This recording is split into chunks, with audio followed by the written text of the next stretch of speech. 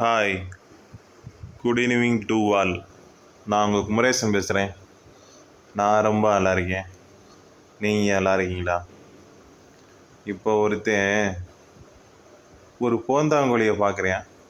அது ஒரு கூண்டில் இருக்குது. ஒரு மனுஷனை பார்க்குறேன், அவனும் ஒரு கூண்டில் கூட்டமாக இருக்கேன். என்னடா ரெண்டுக்கு வித்தியாசம் இல்லையே. வாழ்ந்த அவனுக்குள்ள மனசு தோணுது.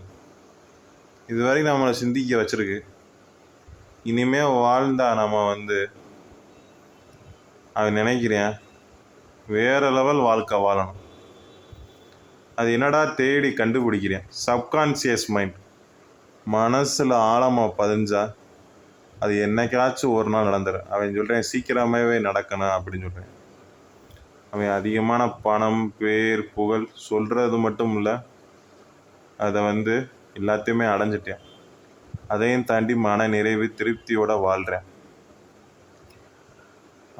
அவனுக்கு உதவி செய்கிற எண்ணம் இருந்திருக்கு. அது மற்றவங்க பெருமைப்படுவாங்க, வாழ்த்துவாங்க, அதெல்லாம் இல்லை. அவன் மன திருப்திக்காக அவனுக்கு என்னென்ன பிடிக்குதோ செய்கிறான்.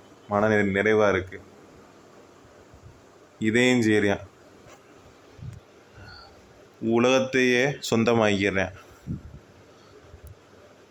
ஓகே, சொந்தமாக்குறதெல்லாம் இல்லை, அவன் ஆள் மனசில் இருக்கிற திருப்தி,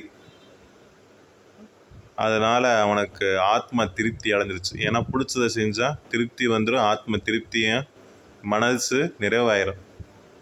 ஓகே, இதுலேருந்து என்ன தெரியுதுன்னா, ஒரே வாழ்க்கை, வேறு லெவல் வாழ்க்கை வாழணும்.